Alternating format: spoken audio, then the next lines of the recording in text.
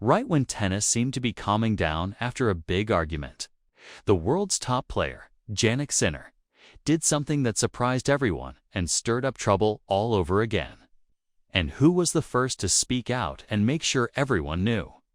It was Kyrgios, the tennis player who always says what he thinks and never keeps quiet. When Sinner said he hired back the fitness coach at the heart of his past doping problem, Kyrgios was very loud and didn't apologize for it. He went online and posted a sharp, sarcastic comment, just as he usually does. He got the same doc back. We have been played. So let's look at the full story behind what Kyrgios posted, why Sinner made this shocking choice, and the strong reaction that has split fans, players, and tennis leaders. So why is Kyrgios so angry? To get it, we have to go back to March 2024 at a tournament in Indian Wells. There, Jannik Sinner, who was a growing star but not yet at his peak, failed to drug tests for a forbidden muscle-building substance. The sports world was shocked. People wondered how a nice, quiet Italian player could get caught up in something like this. The final answer pointed to a big mistake, not bad intentions.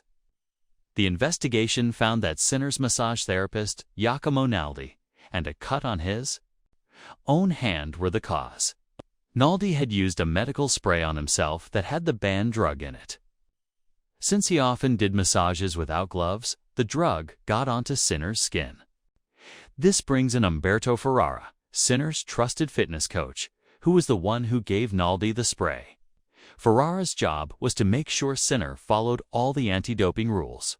So yes, the person meant to keep Sinner's body clean was the one who put him in contact with a banned drug. People were very upset. Naldi and Ferrara were both fired. Sinner was able to show he didn't mean to do anything wrong and got a short 3-month ban in a private deal. The timing was great for him, letting him come back right before the French Open, so he didn't even miss a major tournament. Many people didn't think that was fair, and one of them was Kyrgios. We all know Kyrgios is tennis's wild card. He is also quick with his words and spoke up right away when Sinner's case became news. He wasn't the only top player to ask why the Italian player got away with such a short ban, but he was one of the loudest and most vocal. For example, he posted a star symbol next to Sinner's name after a loss and said Sinner was getting special treatment. So you can guess how Kyrgios reacted when he heard Jannik Sinner had rehired Umberto Ferrara, the man behind the whole mess, less than a year later. This was the same person he had called a risk. He got the same doc back. We have been played, Kyrgios wrote. His comment wasn't just him being sarcastic. It was his anger boiling over. But could he be right? Kyrgios must believe many people feel the same way, but are afraid to say it out loud. And why would Sinner bring back the coach who nearly ruined his name and career in an embarrassing mess? Sinner's team quickly gave an official reason, saying in a short message that Umberto was a big part of Jannik's growth and that his return shows they want to keep things steady and perform at the highest level. In short, he helped Jannik win, so they want him back to help him win more. And that's correct.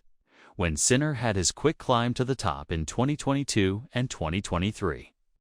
Ferrara was with him the whole time. Ferrara's help led Sinner to play in many Grand Slam quarterfinals, win a title at the Canadian Open, and build a stronger body he never had before. Before things went wrong, the coach was also a key part of Sinner's 2024 Australian Open win, his first Grand Slam title. But all of that was overshadowed by the doping news. Once all signs pointed to Ferrara, Sinner said he couldn't trust him anymore and needed a fresh start. But now, less than a year later, he's back, working with the same man once seen as too big of a risk. That's a huge change of mind. So the question is, did Sinner forgive Ferrara, or do wins matter more than bad feelings between them? Many people jumped on Kyrgios's post and shared their own thoughts. Some even got angry at Kyrgios for digging into the story for no good reason. "Feels like you're going a bit far with this," one person wrote. "We liked you more when you didn't." "Moan about other players," said another. But many others agreed with the feeling in the viral post. The hashtag "We have been played" started trending. A former top doubles player, Paul McNamee, called it one of the most surprising public relations moves in tennis history. Social media personality Pavi G was direct. "Sinner has been given bad advice. I think this is their worst decision yet. It really makes fun of the anti-doping groups." The public reaction was a mix of anger, support, and confusion, splitting people into two groups. Is this against the spirit of sports, or is it just a player going back to what worked before? But who is Ferrara really? He joined Sinner's team in 2022 and was seen as the main reason for the Italian's physical change and top-level play. He was also hired for his knowledge of medicines, but that turned out to be more of a problem than anyone expected. According to the tennis anti-doping agency, Ferrara knew the spray he gave Naldi had the banned drug. He supposedly warned Naldi about it, but he also knew that Naldi often worked on Sinner without gloves. At the very least, he was careless. Sinner was cleared of trying to cheat. Ferrara, however, never faced any official punishment. After being fired, he worked with another player, Matteo Berrettini, and stayed quiet. But in April 2025, he finally spoke, saying, "I was hurt. I certainly wouldn't rely on the behavior of others again," placing all the blame on Naldi. So what changed for Sinner?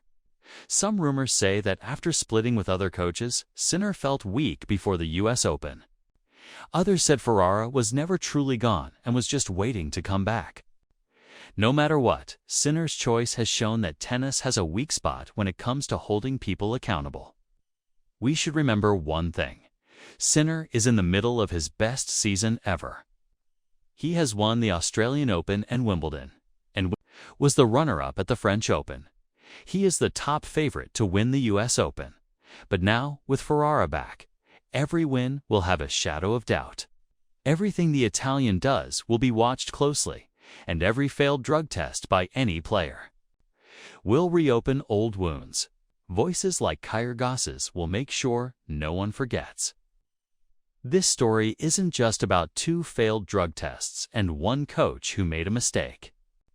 It's about trust in tennis, honesty in the sport, and the good spirit of teamwork and competition. Sinner thinks the world has forgotten. He said at Wimbledon, "I think people kind of have forgotten already a little bit what happened." Guess who didn't forget? Kyrgios and many others who agree with him. This story is far from finished. In fact, it might be the start of a worrying new pattern. Star players making poor choices with few bad results. The US Open is just around the corner. Sinner will be watched more closely than ever, and social media will be ready to attack at the smallest mistake. The line between making things right and becoming a rule breaker is often very thin. And Jannik Sinner, the world #1, is walking that thin line with this move. Is it a brave choice or a careless one? One thing is for sure. The line between a comeback and a setback is paper thin. And Jannik, the clean-cut champ turned comeback kid, has just taken a very big risk. Was it courage? Was it carelessness? Or, as Kyrgios said, have we really been played? So, what do you think? Was Sinner's decision the right one, or did he just undo a year of fixing his image in one move? Is Nick Kyrgios right to be suspicious? Think about it and share your thoughts.